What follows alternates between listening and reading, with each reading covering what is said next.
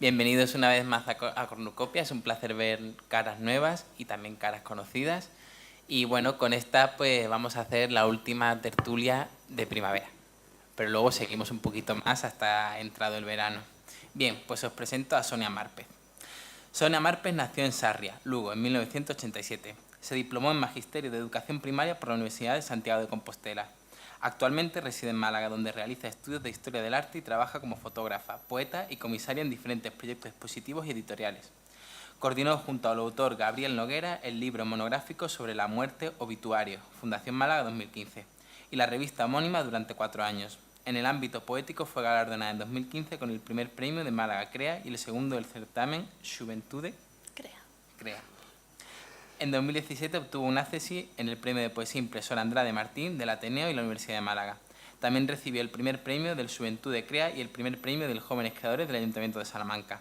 Recientemente ha publicado su primer libro de poesía, Demolición, en la colección Monosai del Ayuntamiento de Málaga. Y creo que además ha sido galardonada también con el primer premio de microrelatos, ¿no? Sí, eso ya es el último. No me dio tiempo a enviaros. No pasa nada, lo actualizamos en directo, que es lo bonito. Pues bienvenida, Sonia. Bien hallada. Gracias. Ya es la segunda cosita que compartimos hoy, porque hemos estado con ella también en Onda Color, así que si hay gente que no ha podido venir, ahí puede escuchar un poquito y luego que esto lo subiera Gerardo, pues también. Bueno, ¿estás preparada para que empecemos con las preguntas? No lo sé, porque soy muy tímida y a ver qué vais a hacer conmigo. El mal, solo el mal, no te preocupes. Bueno, como decíamos, diplomada en Magisterio de Educación, Sonia se dedica a varias de las artes. Cualquier persona puede pensar que el arte en este caso es el hobby. ¿Crees tú que existe alguna relación entre la educación y las artes? Por supuesto. Quiero decir, arte y educación para mí principalmente deberían ir unidas, que es algo que en el mundo de la educación, en el mismo colegio, la asignatura de arte es como una María, que vamos a hacer otra cosa, en vez de aprender de verdad a dibujar o a crear. Me parece que está muy mal eso, ¿no? Que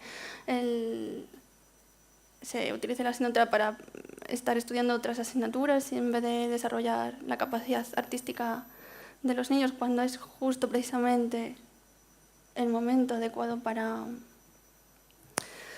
hacer que evolucionen en ese campo, y porque sobre todo nos forma como adultos. Entonces, ¿crees tú que necesitamos un poco cambiar el sistema actual respecto a la relación entre artes y educación, ¿no? En todos los cursos, diría yo, casi. Para mí sí, igual es una visión desde un punto demasiado personal, ¿no? Porque como me gusta el arte, igual yo quiero hacer que se destaque más la asignatura, pero creo que fomentaríamos valores que se están dejando atrás y que harían que la sociedad fuese un poquito mejor, me parece. Considerando entonces que enseñar artes es necesario, ¿cuál sería la mejor manera de hacerlo? Porque, por ejemplo, enseñar matemáticas pues está muy claro, ¿no? Presentar las fórmulas, presentar los triángulos, todas las cosas. Incluso enseñar música es algo que se ha hecho de manera muy metodológica, pero se ha hecho... Pero, por ejemplo, enseñar escritura, ¿cómo haces eso? Bueno, de pequeños, cuando empiezas a aprender a escribir, ¿cómo lo hace tu maestro? ¿Tú te acuerdas que eran con cartulinas, dibujitos? Porque tenemos que vincular siempre el estudio a algo serio y encerrona y con todo muy cuadriculado. Yo creo que se aprende mucho mejor a través de cosas un poco más, no lúdicas, no tiene por qué ser algo negativo el aportar arte o una visión lúdica al estudio. Me alegra mucho que hagas esa referencia porque había un autor que se llama Huizinga que tenía un libro que se llama Homo Ludens y básicamente lo que él dice es que nosotros no somos un hombre que sabe, sino que somos un hombre que juega. Y el tío se pone a diseccionar como en todos los campos de la cultura, incluso del derecho, lo que hacemos todo el rato es jugar, es decir, no hay problema, ¿no? Podemos jugar con el arte, podemos permitirnos eso, ¿no? Es que de hecho yo creo que el mundo en sí es demasiado cuadriculado y al final el ser humano necesita esa vía de escape, llámalo fútbol, que estos días lo estamos viviendo, llámalo cine, llámalo literatura. ¿Y por qué tiene que ser una vía de escape? Porque al final seguro que tocará esa pregunta, ¿por qué escribes? ¿Por qué te salva? ¿Por qué tiene que ser siempre tan separado todo? ¿Por qué está la parte seria y esto es la parte divertida? ¿Por qué no debería estar un poco todo más fluido? Entonces, ¿tú crees que el arte debería ser un fin en sí mismo o una herramienta de conocimiento? Una herramienta para llegar a un fin, a lo mejor, no sé, bueno. Bueno, ya nos contarás qué fin persigues tú. Bueno, yo creo que desde luego nuestros habituales de Cornucopia ya podéis ir contando si es la cuarta o la quinta vez que se menciona Huizinga por parte de Pedro. Creo que será el autor del mes por parte de Pedro. Estamos buscando más patrocinios internacionales. Eso ya toca. De hecho, había otro autor que te gustaba mucho, el de Homo, también era por Homo. Pero no me acuerdo ahora mismo. Luego te lo Ya, digo. ya me acordaré. Bien, respecto a... Me parece interesante respecto a lo que comentabas del tema de las artes, de considerarlo como solo dibujo, como... ¿Consideras que es defecto de forma? Es decir, el arte como tal provoca o produce ese tipo de monstruos que llamamos niños en primaria y que solo hacen dibujo u otras asignaturas en la hora de dibujo, ¿o consideras que es error del sistema?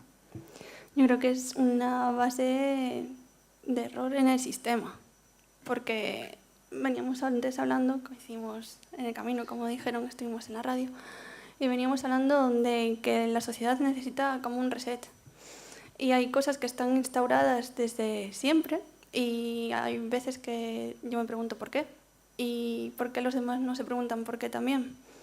Entonces creo que el sistema está muy almidonado y estamos muy cómodos con él, pero ciertas cosas empiezan ya a chirriar y debería haber cierto cambio porque la sociedad evoluciona, pero la metodología no está evolucionando.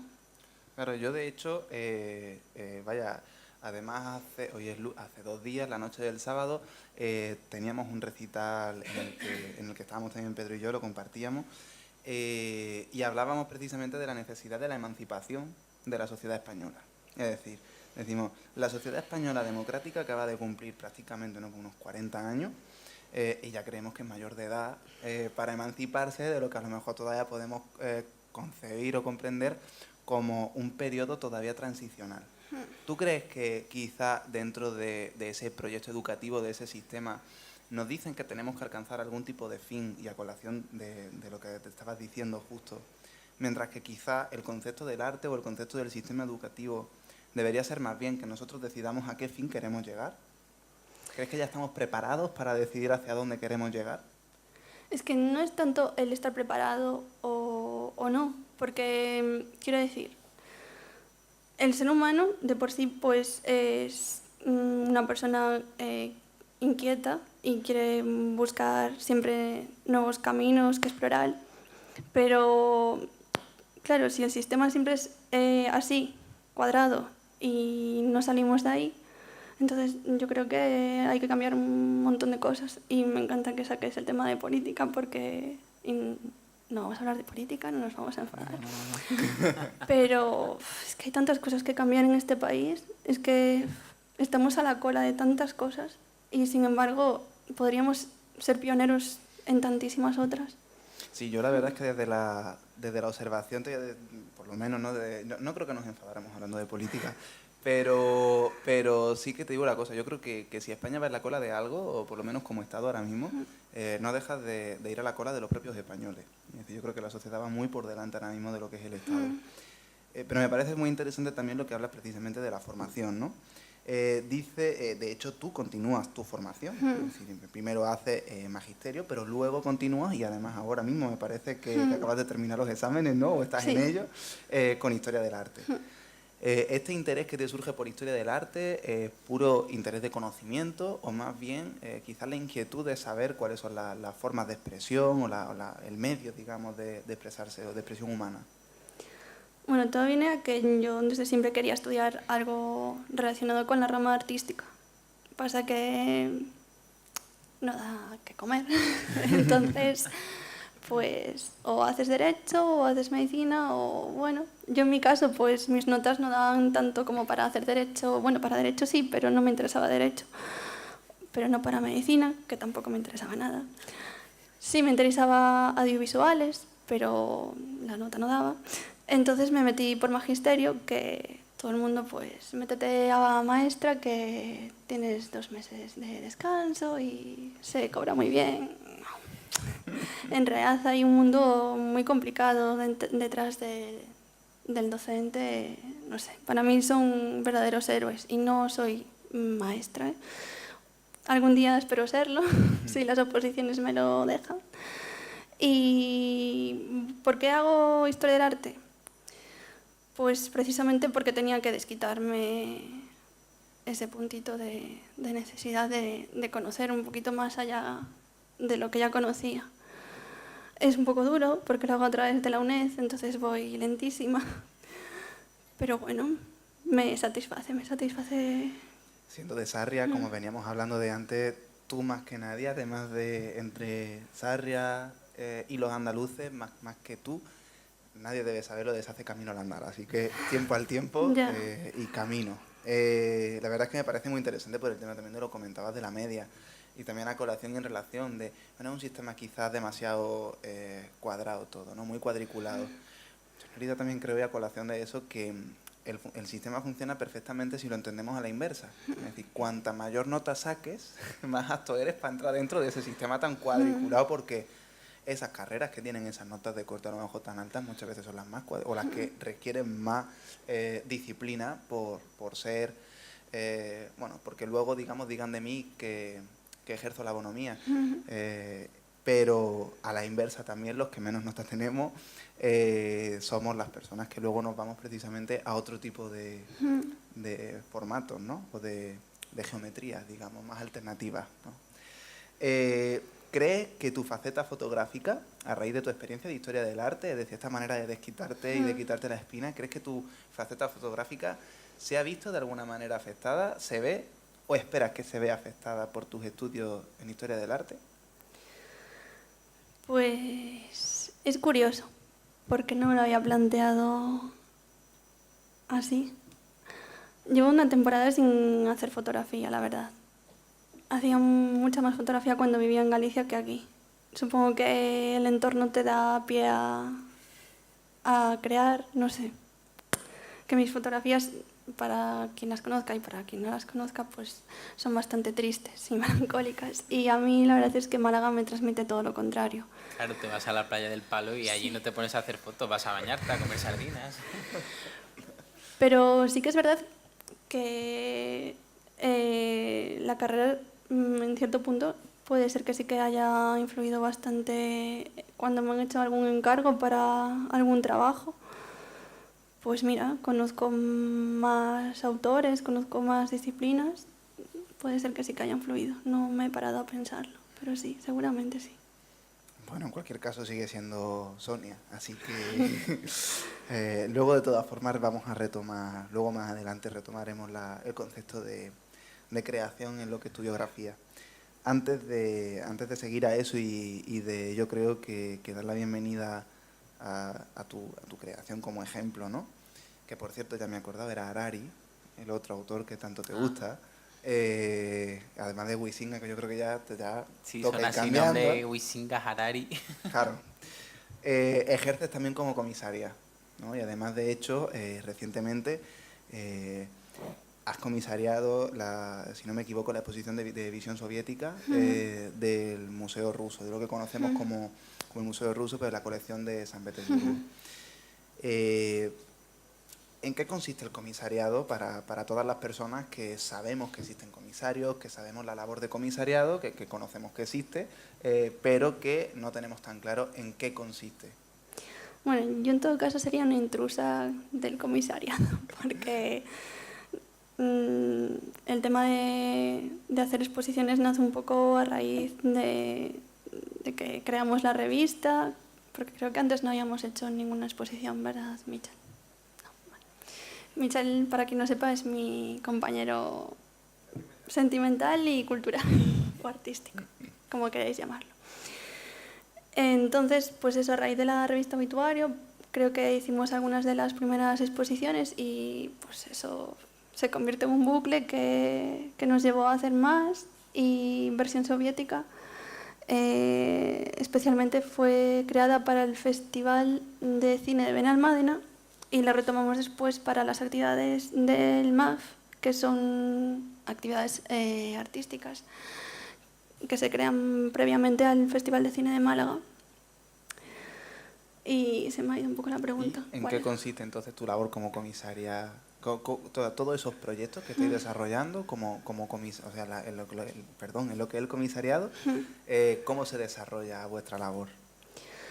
Yo creo que lo que hacemos es como punto de unión de diferentes artistas que a lo mejor no se hubiesen conocido si nosotros hubiésemos estado ahí. Igual sí, porque las redes sociales para eso son maravillosas, unen mundos que dices, conozco a alguien que está en la otra punta del planeta y estamos haciendo algo similar y ojalá pudiese conocerlo en persona y a lo mejor un día lo conoces.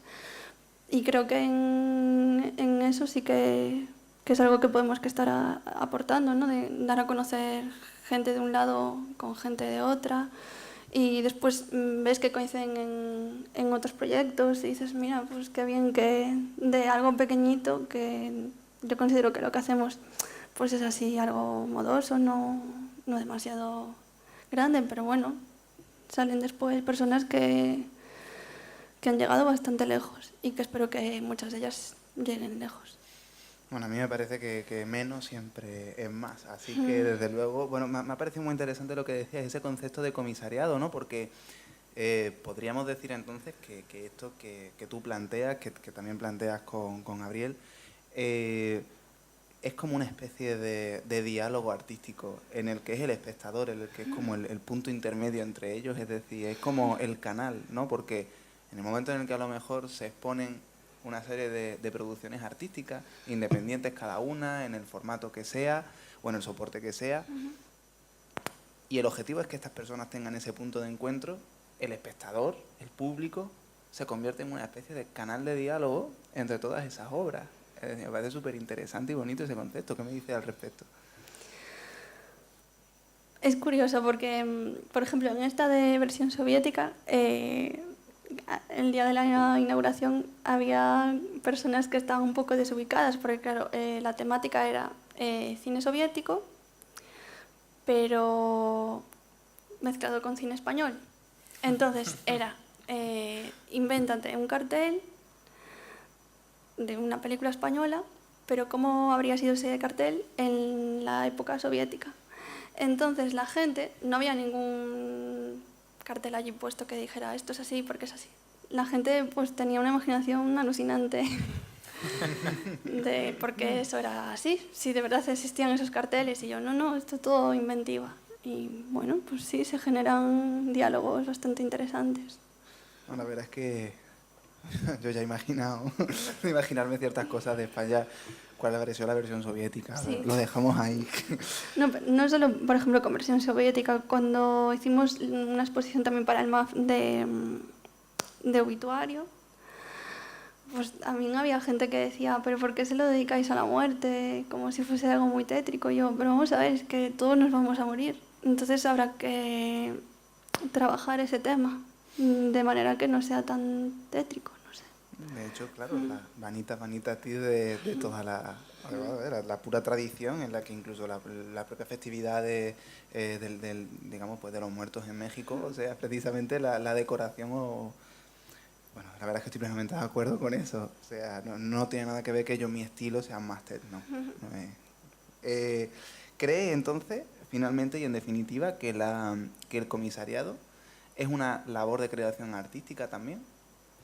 Creo que sí, porque sobre todo a la hora de crear el proyecto ya tienes que estar ahí dándole vueltas. A ver, tenemos que hacer algo que llame la atención, que también al creador le inspire y le atraiga, porque no es voy a hacer esto y que venga quien quiera y lo haga, no, pues tienes que ir hablando con diferentes artistas y que les pueda interesar el concepto, que en ese momento los pilles que están libres, porque claro, normalmente lo que hacemos es un poco por amor al arte. Y sinceramente yo, si sigo haciendo arte, no es por el dinero, porque ganar no he ganado casi nada, pero Pero no sé, es que la vida te va pidiendo hacer cosas y es lo que aportamos. No Y sé. hay que hacerla. Bueno, A raíz de eso yo tengo una pequeña curiosidad y me parece que un poco la labor del comisariado está pues eso dentro de lo que es el estudio, la ordenación, el dar a conocer el arte, ¿no? Y por ejemplo en la filología está muy mal visto el hecho de que tú pretendas hacer arte con tus estudios. No sé si está también mal visto que tú pretendas hacer arte con eso, con el comisariado. No creo que esté mal visto. A ver, tampoco estoy muy al orden del día de qué se está haciendo en el ámbito del comisariado, porque como ya os dije, tampoco me considero comisaria de por sí. Pasa que circunstancias vitales me han llevado a hacer ciertas exposiciones, pero yo creo que sí, que está muy ligado en realidad. Si te paras a pensar, mismamente aquí en Málaga, vete a cualquier espacio expositivo, jo, es que hay un trabajazo detrás.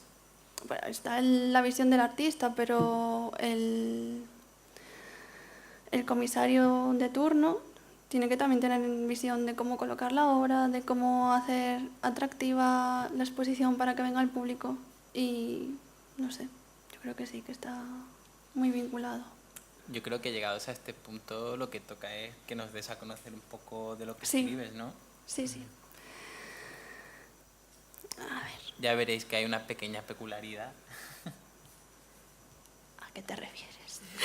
Luego lo hablamos. Vale. Bueno, a ver. Refracción. La mirada dilatada del que ama es capaz de irradiar la suficiente claridad para inundar una casa y poder llamarla hogar. Me asomo al declinar de las horas, cabalgando graves tormentos. Su afilada orilla guillotina mi sueño.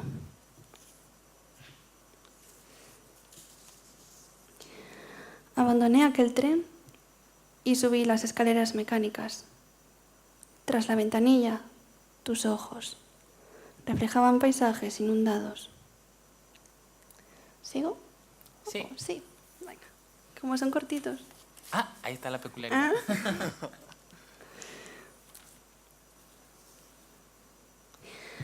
Por cada hijo que no tuve, crecen en tierras sin cielo raíces que no llevarse a la boca.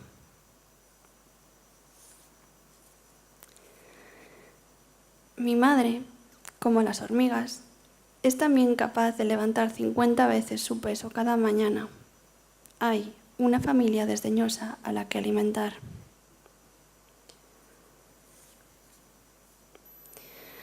Lamarquismo. De pequeña, papá me hacía contar clavos en el taller. Era invierno. Me ponía el enorme abrigo verde del abuelo. Aún así, mis dedos se lavan. Han pasado los años y yo sigo contando clavos. El frío ya no me afecta. Pues efectivamente este era el siguiente punto, ¿no? Y es que aquí en Cornucopia nos interesa mucho cuál es la relación entre el artista y su obra, ¿no? Entonces nos preguntamos si esa brevedad que predomina en todos tus escritos se debe a alguna circunstancia vital. ¿A qué crees tú que se debe eso? Pues verás, es que yo empiezo a escribir después de la fotografía. Entonces, más o menos la fotografía ya de pequeñita hacía mis pinitos, pero es en el instituto cuando empiezo ya a tomármelo un poco más en serio y en la carrera cuando ya definitivamente es mi verdadera pasión. Entonces, circunstancias también de relaciones personales, que conozco así gente que escribe y reabro un blog que tenía abierto ya en 2006, pero en la carrera lo vuelvo a abrir y junto a las fotografías empiezo a subir pequeños textos como explicativos, aunque a veces digo no sé si estoy explicando nada. Y nacen un poco así, que yo sinceramente no le llamaba poemas, pero la gente me empieza a decir, es que lo que estás haciendo es poesía. Y yo, bueno, para mí pues simplemente son palabras que quería contar, que son pues hechos que vivo o que veo o cómo me siento. y las iba uniendo con la fotografía que iba creando. O sea, que al final no andábamos tan descaminados nosotros cuando pensábamos que sí que tenían un componente fotográfico tus textos, ¿no? Ese capturar un instante y que quede ahí para siempre y que solo veas lo que hay ahí, ni lo que iba antes ni lo que va después, ¿no? Además es muy interesante porque siempre lo traes en cuartillas, ¿no? De colores, además. Bueno, esto ha surgido así, no soy tan ñoña, creo.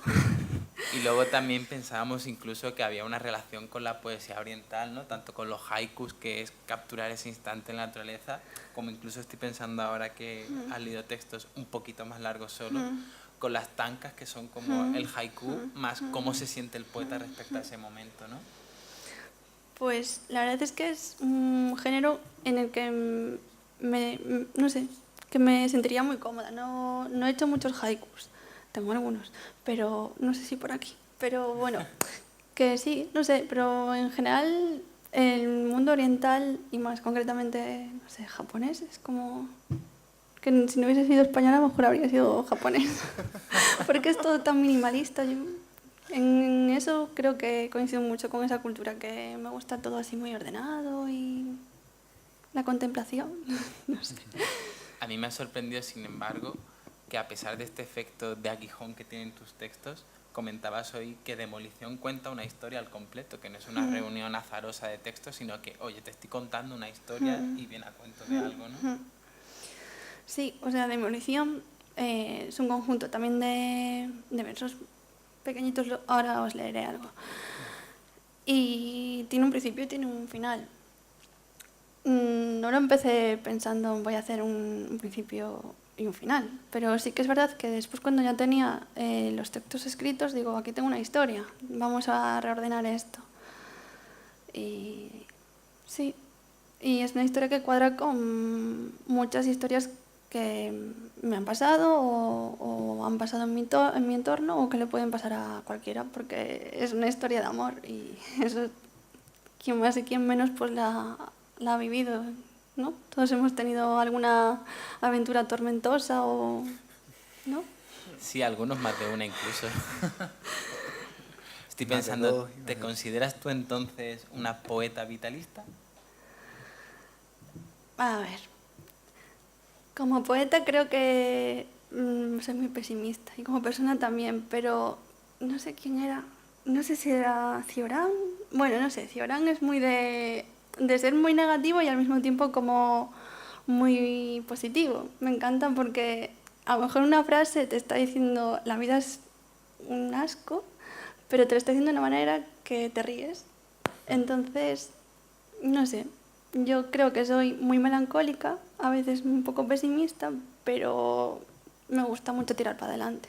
O sea, es como el chiste este de Woody Allen, ¿no? ¡Oh, qué mal este hotel! ¡Qué mal hemos comido! Las camas horribles. Y sin embargo, oye, qué poco ha durado la estancia allí, ¿no? Pues sí, la vida al final es eso. Es jodida, hay desventuras, pero sin embargo dura poco, ¿no? Es que yo siempre digo, yo me voy a quedar por si acaso. No, es que no sé, la medida es esta, en principio es esta, ¿no? A lo mejor hay más, pero que yo sepa por ahora lo que veo, lo que toco, es esto. Entonces, vale, pasan muchísimas cosas malas, pero de vez en cuando pasan cosas buenas que o sea, hace que merezca la pena, ¿no? Vivirla. De hecho, a mí también, bueno, me gusta mucho precisamente Cioran. Yo opino lo mismo, es decir, yo lo definiría como una especie de pesimismo sarcástico, ¿no? Desde el propio título de su libro de aforismos, que además fue un libro que, si no que me corrijan los más veteranos, pero que su llegada a España fue esperada y que influyó mucho en algunas generaciones como las del 60-70, que fuera del inconveniente de haber nacido. Es que solo con ese título ya te estás anunciando, oye, que he nacido, pero bueno, ya que estoy, pues igual me quedo, ¿no? Pues sí, exactamente. Me parece súper interesante. Ibas a traer una caja que, ya que Pedro me ha quitado a mí algunos de los temas, que luego retomaré. Ahora te quito yo tu pregunta. Ibas a traer una caja con varios objetos personales que tenían cierta significación para ti. No se la quito por venganza, se la quito porque antes hablábamos de que retomaríamos el tema de la creación personal y no sé si vas a caer en esto, que era el tema que hablábamos en el coche antes. porque esto tenía mucho que ver por los objetos que iba a traer, que creo que tú no los conocías. No, yo es que a mí me ha tocado de chofer, yo en realidad estoy aquí de pasada. No sé nada de cajas ni de historias raras. No, es que, hablamos por internet sobre la charla de hoy y digo, mira, no sé si llevar una caja con algunos objetos, porque yo soy muy de guardar cosas en cajas. Y verás el por qué, voy a explicarlo, ¿eh? No tengo síndrome de Diógenes ni cosas así. Es que como en realidad vivo entre Galicia y aquí, pues al final tengo un montón de objetos que voy recolectando, de que si voy a ver una película, que si voy a una exposición, y yo para mí todo eso pues tiene un valor sentimental enorme, muy poco práctico porque al final tengo un montón de cajas, pero me gusta guardarlas y allí en Galicia pues lo tengo todo en cajas. Aquí no, aquí soy más práctica y vivo el día a día. Pero todas las cosas que hago, pues me las llevo siempre en la maleta para Galicia y está allí en cajitas de cartón. Entonces me iba a traer una cajita de cartón que era muy simbólica por ese hecho. Y dentro me iba a traer varios objetos. Y no eran para hablar de los poemas ni nada, que también, porque lo hilan. Pero era hablar un poco más de dónde vengo, de por qué a lo mejor he terminado escribiendo o creando fotografía. Y es porque a raíz de mi familia, que también, aunque suene anodino sus trabajos, sus puestos de trabajo, pues para mí tenían mucho que ver con el arte. Y uno de los objetos que te iba a traer, por ejemplo, era un dedal que estaba vinculado a mi abuela porque ella pues era costurera y yo veo un montón de arte en el mundo de la costura, la verdad. Pero ¿por qué usas el imperfecto ese IVA? O sea, ¿no lo has traído al final? No lo he traído porque no conseguí todos los objetos. Ah. Si me hubieses llamado la semana siguiente, sí, porque justo esta semana voy a Galicia. Es que es una caja metafórica, en realidad. Es una caja metafórica. Vamos a poner filosóficos hoy. No, sí, de hecho ya voy a aprovechar porque decía, no era solo para explicar la poesía. Bueno, y justo decía, no, me servía para hilar. Y justo hablabas del dedal. Como muchos ya sabéis, pues son mis estudios, soy un friki de la palabra y de la retórica. Y en concreto, claro, muchas realidades las entendemos precisamente a partir de metáforas. La construcción del discurso es una de ellas. Y se entiende con hilar el discurso, tejer la argumentación, se ha deshilado la argumentación de la otra persona.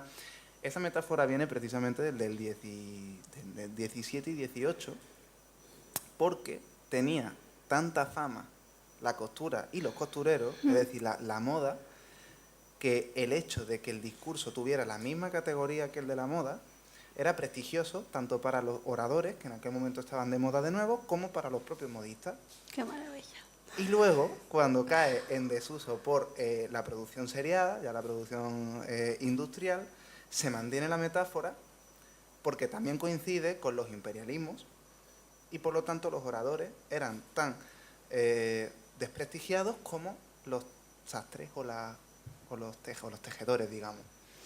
Ahora que lo pienso, tengo muchas alusiones al mundo de la costura en algunos poemas.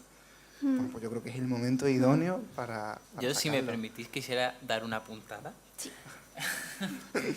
Porque hablabais también de Karl Marx y de la producción en serie y tal, y me pregunto si ambos pensáis que estamos en un punto en el que la poesía también se produce en serie, ¿no? Tenemos un molde y venga, vamos a sacar poesía que se venda como churros, ¿no? Ay, vamos a entrar en un tema polémico.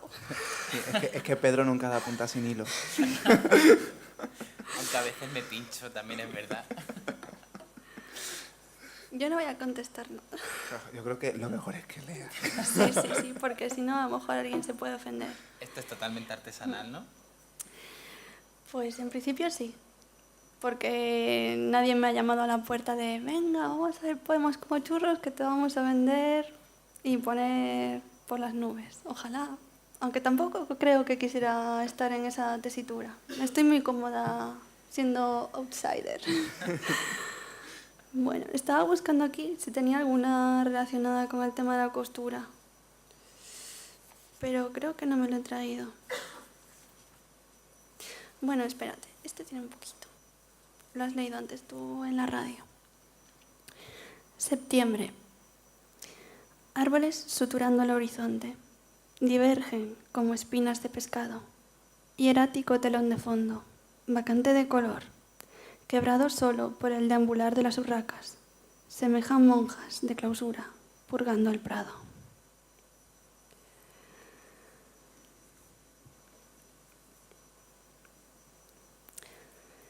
El recuerdo de mi voz será un vestido apolillado. Plano cenital. Como dos cabezas de alfiler sobre seda blanca. Las pupilas. Oscuro vidrio que no volverá a entornarse para hurgar en los pliegues de la memoria. Ya no. Ahora, solo luz viajando hacia la nada.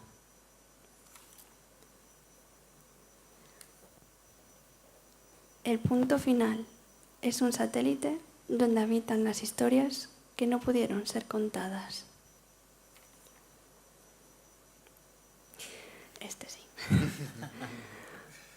Un reloj coronando la sala. Teje la eternidad y cose a puñaladas este momento. Wow.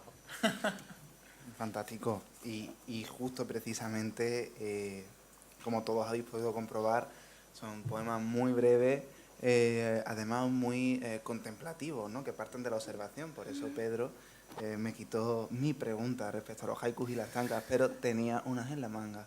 Así que es el que voy a sacar, que era el que comentábamos precisamente en la radio. De hecho, como prolegómeno, el arte oriental, la perspectiva oriental, si se caracteriza por algo, ¿no? Y además es cuestión de ver la producción artística, bueno, desde el asentamiento de las dinastías imperiales en China a otras culturas como la propia Japón o Corea, también pasa en India. Al contrario de lo que pasa en la producción artística europea, todo lo que nosotros podemos ver es pura naturaleza. O sea, pintan una rama, pintan un pájaro en una rama, pintan una fuente, pintan una mar tempestuosa o incluso pintan el volcán más grande que tienen. Es decir, es muy contemplativo, es muy, por llamarlo y por utilizar un palabra, desantropocentrista, Sí. digamos. ¿Cuánto de eso hay en tu poesía, voluntaria o involuntariamente? Es que es curioso porque al final yo me paro a leer mis poemas y digo, "Uf, soy súper egocéntrica". No egocéntrica en el sentido de que hable de mí, pero sí de que me baso mucho en sentimientos o sentimientos que veo a mi alrededor. Y el punto en el que salgo de mí es cuando hablo de cosas que están ya más ajenas y el espacio que nos rodea o en concreto en Galicia pues el paisaje pues tiene un punto evocador muy importante en mi escritura, creo. Pero es que ya lo hablábamos antes en la radio, que os decía que si yo hubiese nacido en Málaga a lo mejor no me hubiese dedicado a la escritura, es que no lo sé. No lo sé. Tendríamos que hacer rewind y empezar de nuevo y a ver qué pasaría con esta niña. Claramente los que escribimos poesía en Málaga o no somos malagueños de verdad o somos masoquistas, pero algo hay. Yo lo veo. Yo cuando hablo con Pedro digo, a Pedro le pasa algo. Y luego cuando me veo a mí en el espejo digo, pero es que a mí también. Tenemos la pedrada, como decía Jorge, ¿no? Una buena Pedro. Dice Isabel Bono que debe ser el agua de aquí, que es verdad que hay muchísimo escritor en Málaga y algo tenéis. Algo será. Igual es la luz que... Yo Allí creo la falta de luz y aquí el... yo creo que es algo malo, ¿eh? Pero bueno, esa relación me parece muy interesante porque una persona, claro, ya del mundo académico, a lo mejor tú sí que la conoces, y si no la conoces la vas a conocer casi seguro, que se llama Rosa Fernández, que ella se encarga, digamos, de los estudios de estética intercultural, y es una de las personas en Málaga que se ha preocupado mucho por ver la producción artística occidental y cómo puede hacerlo, por ejemplo, desde el punto de vista oriental. De hecho, hay una compañía por aquí, por Málaga en concreto, la compañía creo que era Mu Teatro, no me acuerdo muy bien, pero creo que era Mu Teatro, de una directora coreana, que llegó a representar bodas de sangre con toda la escenografía oriental. O sea, es brutal. Tiene sí, que sí, ser una pasada. es una pasada. Y con ella era con la que yo comentaba que precisamente la expresión del artista, y eso me llama mucha atención porque, claro, creo que todos los que hemos estado aquí, al escuchar la poesía de Sonia, ninguno pensaría que es egocéntrica. O sea, más bien, de hecho, es muy paisajística, muy naturalista, muy externalista, y sin embargo ella dice, soy egocéntrica. Y me recuerda por eso, porque yo decía, es que la manera de manifestar cómo se sienten no es manifestándose ellos, sino manifestando la naturaleza, el paisaje. ¿Tú consideras que en tu caso es así? Es que no es a lo mejor tanto el paisaje, pero sí que es verdad que, como ya te decía, cuento historias que se basan en hechos que vivo o que veo en personas que tengo alrededor. Por ejemplo, yo me quito el sombrero con Mitchell porque tiene una imaginación desbordante y yo sería incapaz de crear situaciones nuevas, a ver, las creo, pero cuando las escribo yo o cuando según una fotografía, bueno, en fotografía no funciona así tanto, pero si fuese a hacer un cuento o si fuese a hacer otra cosa, no me termina de convencer. No sé, es como que yo necesito contar una parte de verdad en lo que creo.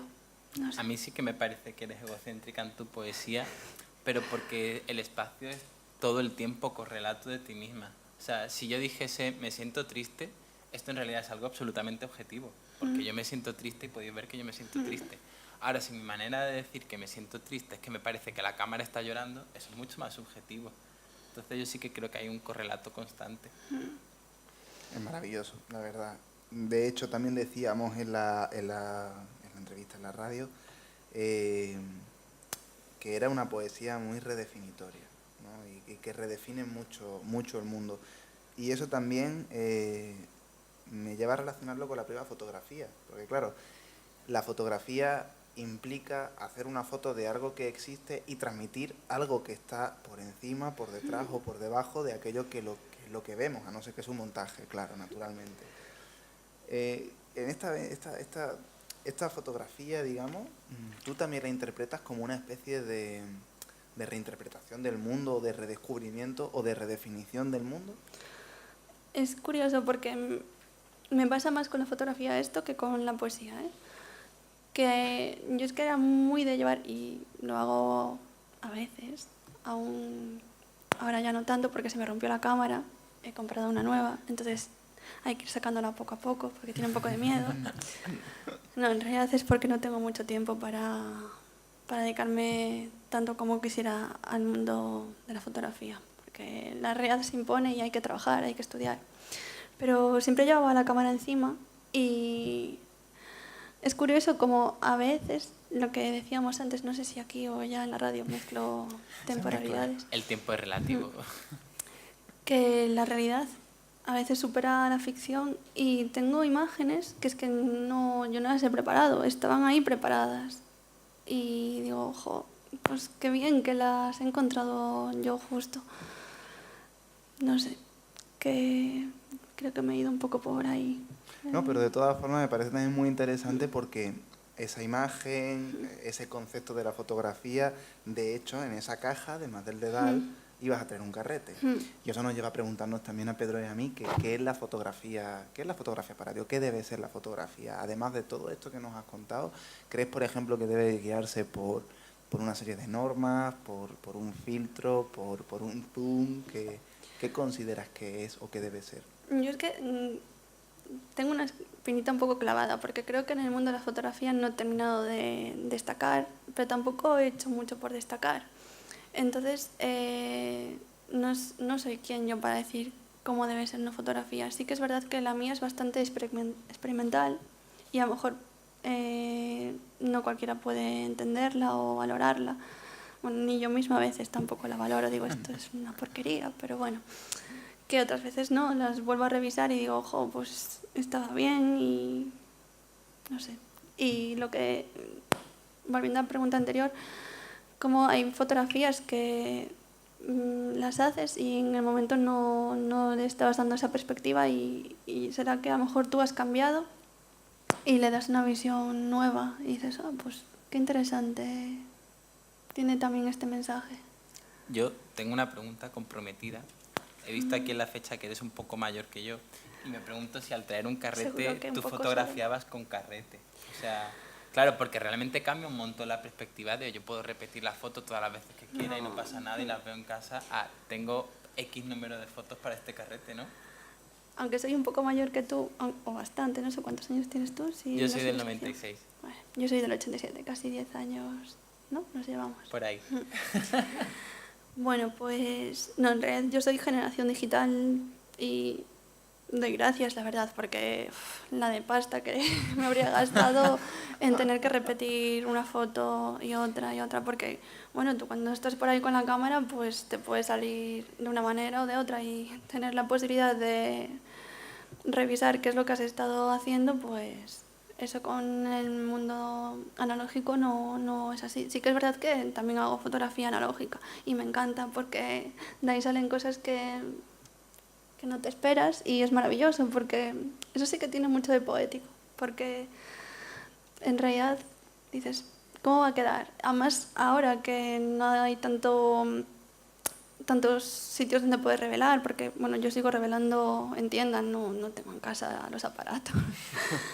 Pero es curioso lo que te puede salir después. Y ahora, siempre me voy de las preguntas, me enredo un montón. Me preguntabas por Bueno, qué el estaba un carrete. poco incidiendo en tu edad y en los carretes de Sí. fotografía, o sea...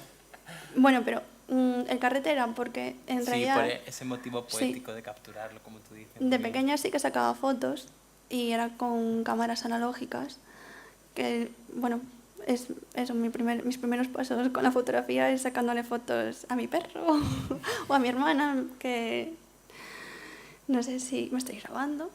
Verá este vídeo y dirán cómo me acribillabas haciéndome fotos. Pero bueno, que pues mira, a base de ensayo y error, de jugando, que es lo que hablábamos al principio, pues mira, he terminado creciendo bastante en el tema de la fotografía. Y también, bueno, está vinculado porque con lo del carrete, porque mi madre trabaja en una tienda de fotografía. Ah, o sea, estamos viendo hoy que hay un montón de cosas de la persona que eres que vienen de tu familia Claro. y de las generaciones que te han antecedido. Y eso me parece muy, muy interesante. Tengo que hacer algún día... Bueno, de hecho es mi próximo proyecto, escribir un libro de poemas en el que vaya contando un poco todo eso. Que, bueno, hablando con algunas personas me dicen, tienes ahí una historia familiar bastante interesante y creo que merece la pena contarlo. No, desde luego, además es genial que esté tan bien revelada en tu existencia todo eso que ha antecedido. Hoy estoy metafórico, para mí. Está quedando muy bien la charla, muy bien hilada. Bueno, pasando al siguiente bloque, hemos de decir que además de dirigir obituarios, has participado en otras publicaciones como Coordenadas, un libro reciente sobre la sociedad y el feminismo que hemos estado comentando hoy. Y de hecho es una constante que estamos también viendo aquí en Cornucopia, que el feminismo... ¿Cómo has dicho que era? Una constante. ¿Con un poco qué? Cornucopia. Que es una constante que el feminismo o no está leído o está mal leído en la gente que lo predica así tanto, ¿no?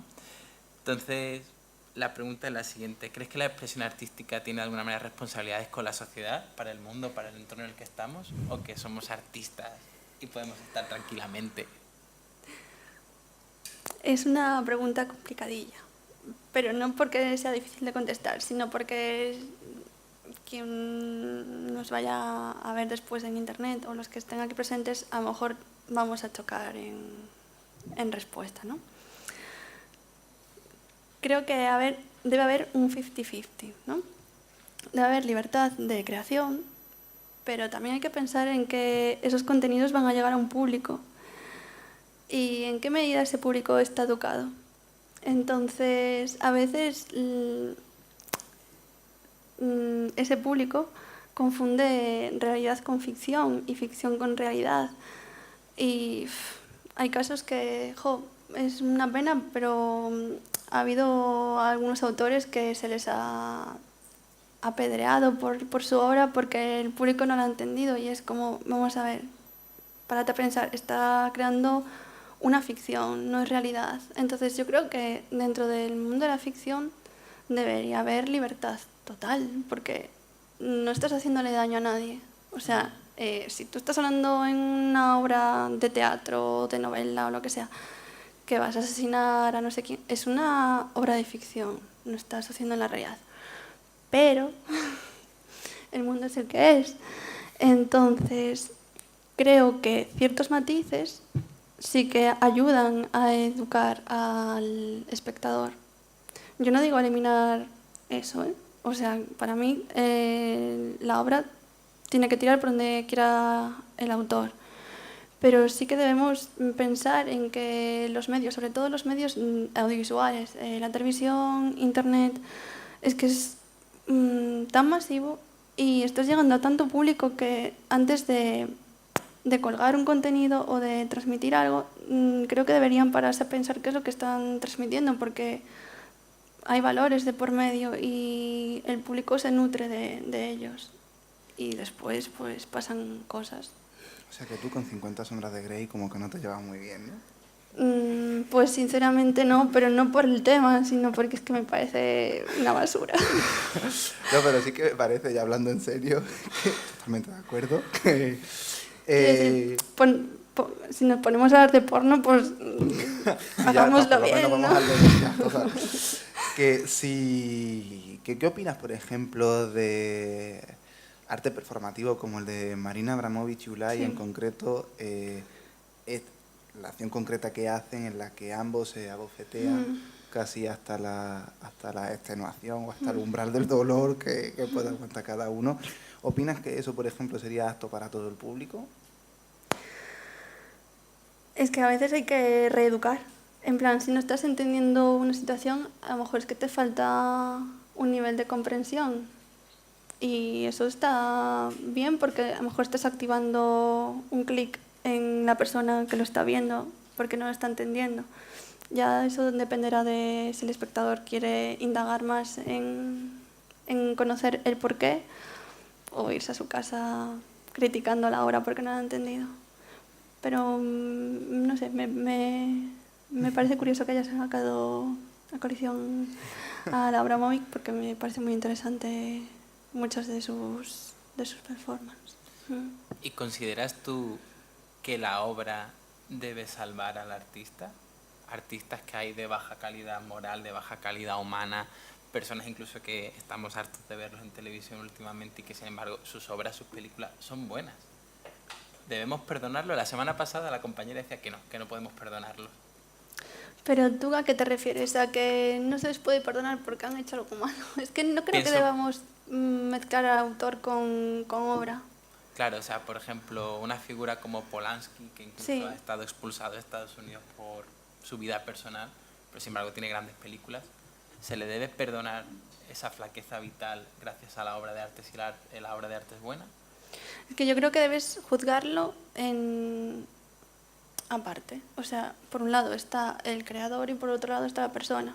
Sean o no ciertas las cosas que hayan hecho, porque me encanta que saques ese tema porque es como Internet sobre todo ha sido como que ha dado pie para discutir sobre la vida ajena. Es como, ¿por qué? O sea, yo no conozco nada al señor Polanski ni al señor Woody Allen y a lo mejor debería caber la duda de que no han hecho esas cosas. Bueno, Polanski creo que está bastante claro que sí, pero he visto como Woody Allen pues es una figura que últimamente está totalmente denostada y digo, pues tampoco está demostrado lo que ha hecho.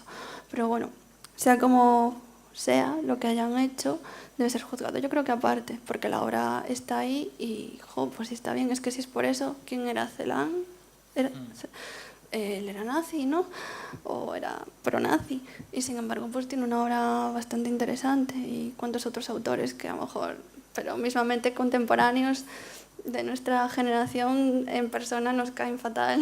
Y después pues te tienes que rendir a su obra porque es maravillosa.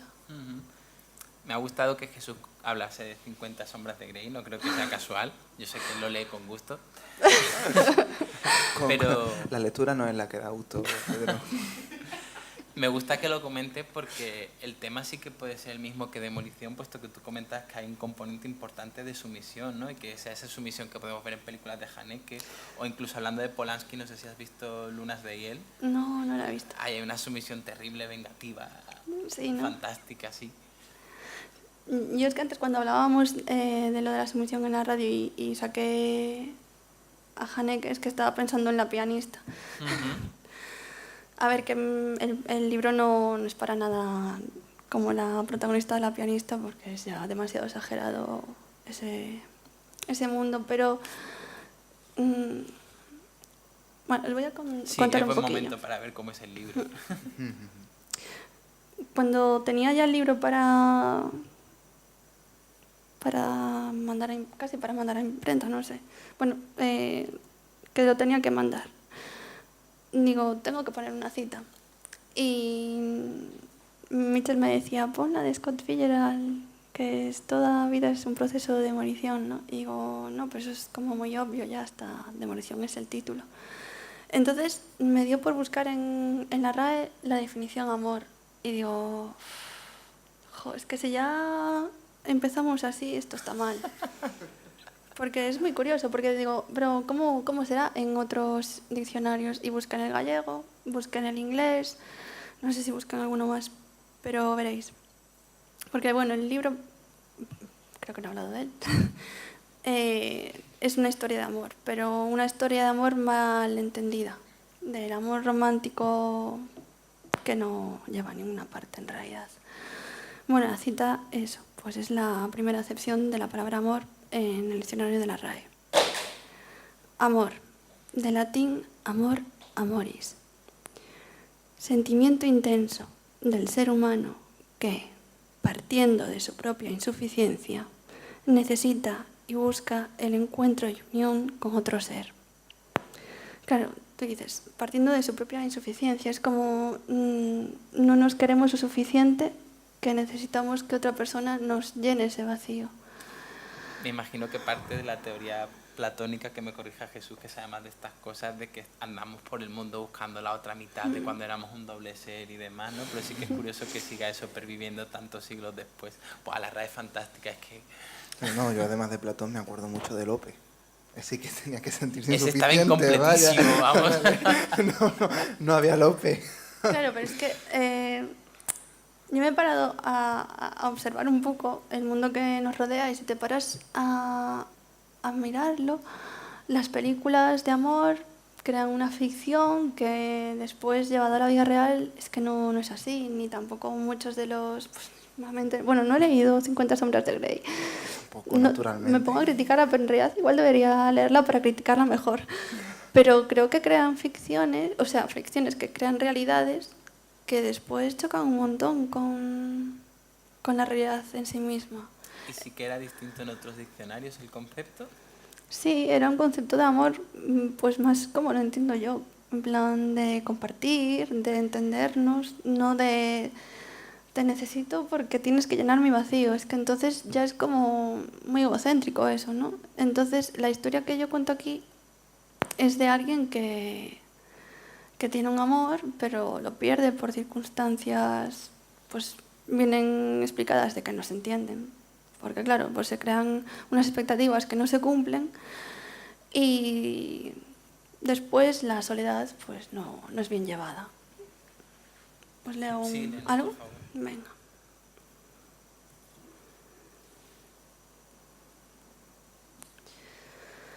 Escafandra. Tengo en mis bolsillos almacenado el lastre de todas tus renuncias. Hice recuento. Juntas sumamos unas ruinas que ya nunca visitas.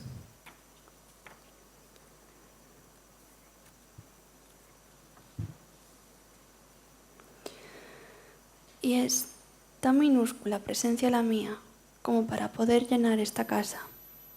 Ni la suma del dolor logra ocuparla.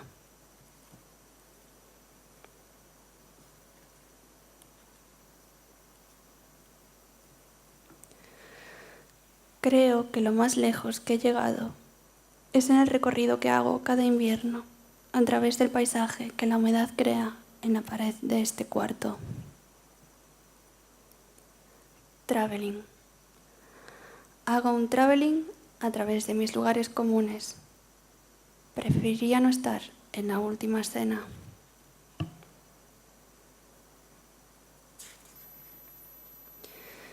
precipicio. He ensayado 10.000 fórmulas de caer al vacío. Yo soy la hoja, tú el invierno.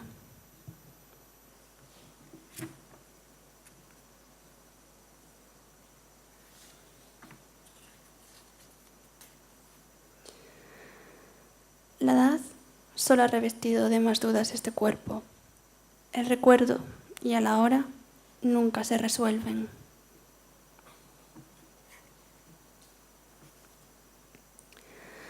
Tal vez, entre tanto sinsentido, exista un propósito.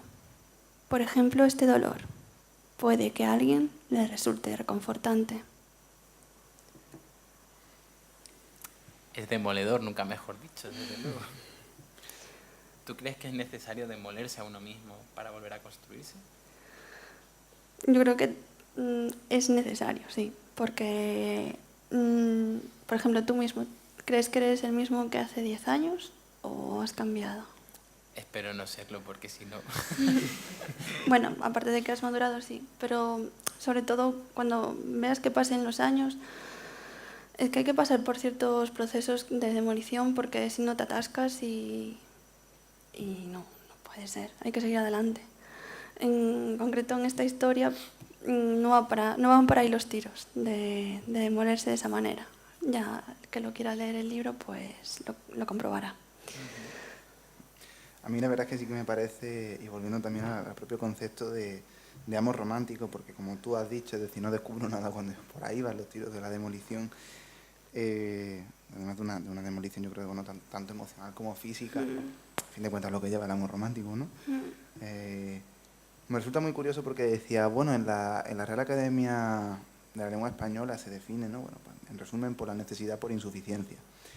Claro, es curioso porque no deja de ser la lengua española, por nuestra propia tradición, la que diferencia entre ser y estar, lo que tampoco hace prácticamente ninguna otra lengua, por lo cual ese concepto platónico y tal, creo que no solo es el concepto del amor, sino el propio concepto de la vida, es decir, podemos no estar pero seguimos siendo, ¿no? Es decir, eso según la lengua, no según, digamos, otras corrientes, pero es que nuestra propia lengua ya viene marcado. ¿Cuánto crees que influye la lengua en este tipo a lo mejor de cánones o estándares, tanto de género como, bueno, pues como ideológicos o personales?